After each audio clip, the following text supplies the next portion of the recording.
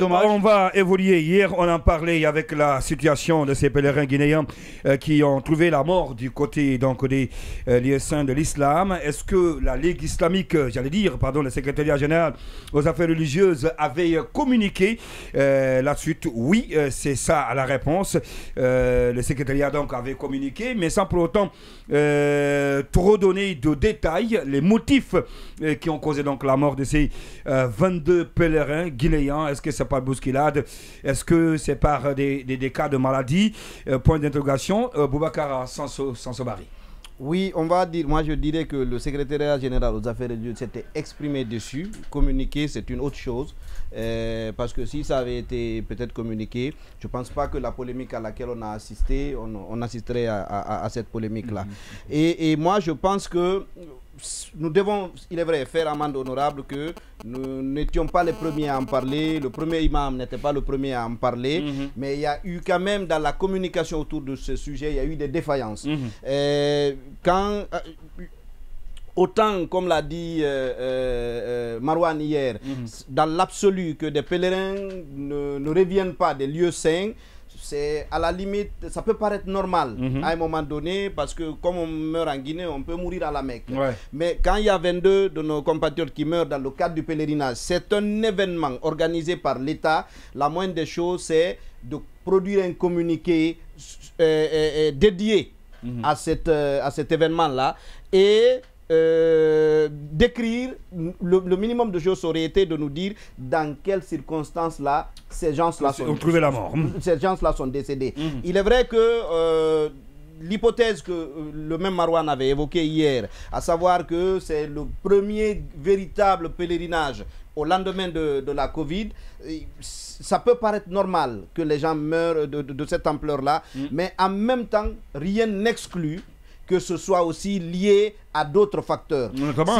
Si aujourd'hui on est en train d'en parler, c'est parce qu'encore une fois, il n'y a rien eu. Il n'y a pas assez de détails. Non, il n'y a même pas eu explication sur ça. C'est-à-dire, j'ai envie de dire que les gens étaient obligés de s'exprimer dessus parce que c'est des parents qui avaient, c'est des gens dont les parents étaient en Guinée, ils avaient besoin qu'on les... Oui, mais le fait aussi de l'annoncer, c'est déjà un pas, hein, Boubacar Sansobari. Non, je dis encore une fois, je n'ai pas l'impression que ça a été annoncé. Je dis, il s'est exprimé, on a dit qu'on va faire une cérémonie de prière en hommage à ceux-là, mais habituellement, quand on a un communiqué, par exemple, à l'occasion des drames, à l'occasion d'un accident, c'est distillé dans toute la presse, on aurait pu procéder de cette façon. Moi, je pense même que c'est quelque chose qui va au-delà du secrétariat général aux affaires religieuses.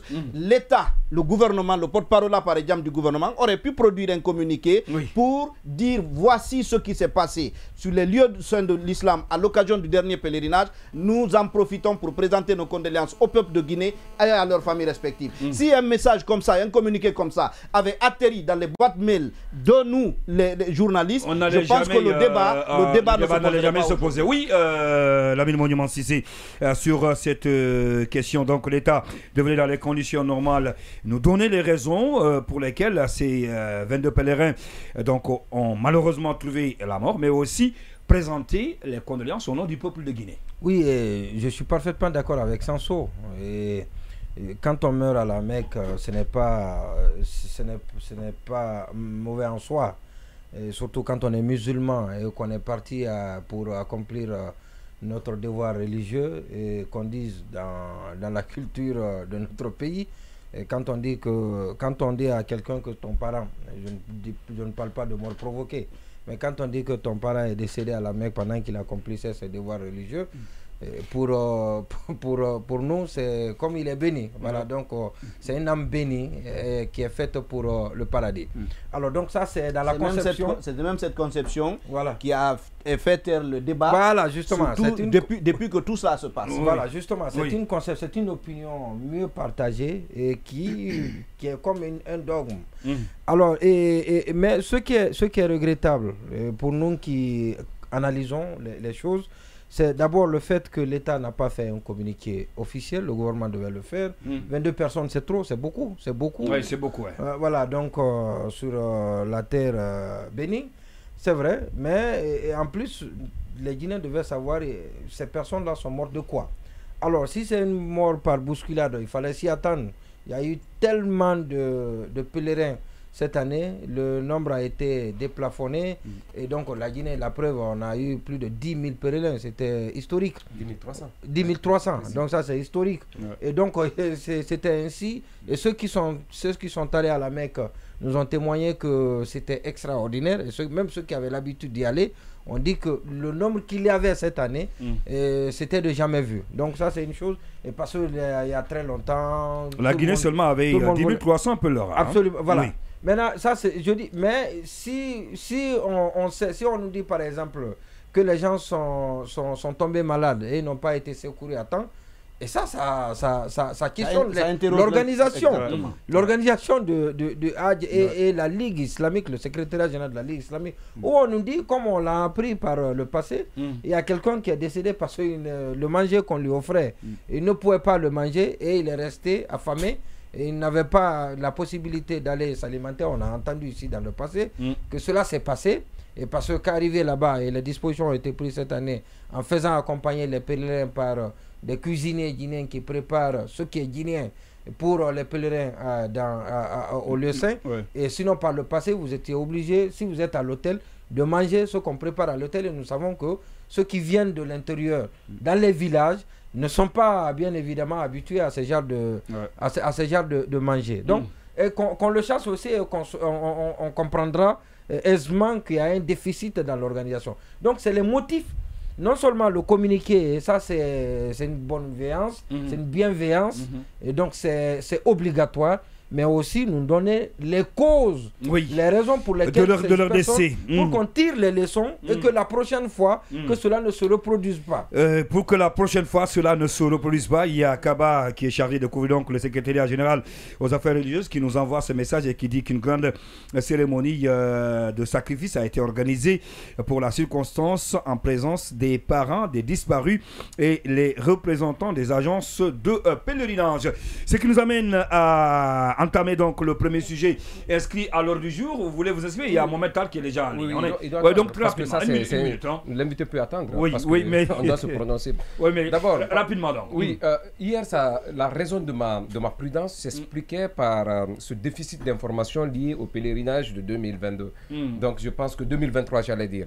Je pense qu'aujourd'hui, avec le temps, c'est tout à fait normal qu'il y ait ce coup de sang de ma part contre le secrétariat général. À partir du moment où, si hier, il y avait ce déficit d'information, aujourd'hui, après le tollé que cela a suscité, la sortie du grand imam, aujourd'hui, le secrétariat général des affaires religieuses ou le gouvernement, à travers le porte-parole, devrait quand même sortir un communiqué pour expliquer les situations dans lesquelles ces personnes ont perdu la vie. Ça, c'est un premier aspect. Le second aspect, c'est qu'il y a eu cette défaillance au niveau de responsabilité et du secrétariat général des affaires religieuses et du porte-parole du gouvernement. Vous savez, nous sommes dans un système qui nargue tout le monde. Les gens n'ont pas intérêt à ce qu'il y ait la moindre communication, surtout sur cette défaillance qui mettent à nu aujourd'hui la gouvernance du CNRD. Tout ce qui peut accabler, tout ce qui peut donner une image négative à la gouvernance actuelle, on cherche à faire une sorte d'embellie ou du moins on cherche à couvrir pour ne pas communiquer suffisamment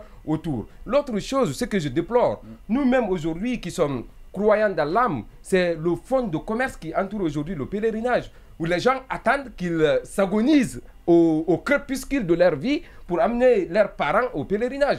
Les gens qui y arrivent sont des mourants. Même si vous avez vu des gens, les tests de... mais sauf qu'il y a beaucoup de jeunes qui sont partis cette année, Marwan. Non, je dis... Beaucoup de jeunes. Je dis, certainement, c'est cette année qui a fait l'exception. D'habitude, le pèlerinage, les lieux saints sont réservés à des personnes qui sont au crépuscule de leur vie. C'est ce qu'il faut regretter. Et dommage aujourd'hui que le gouvernement, le filtre qui est mis, les tests de santé, pour voir ceux qui peuvent être admis pour effectuer ce devoir religieux, ce filtre a cédé, ce filtre n'existe pas parce qu'on commercialise tout, le gouvernement attend des revenus et pour cela il faut ouvrir, c'est devenu un grand bazar, c'est devenu du n'importe quoi dans le pèlerinage, il faut le déplorer. Et pour terminer, rapidement.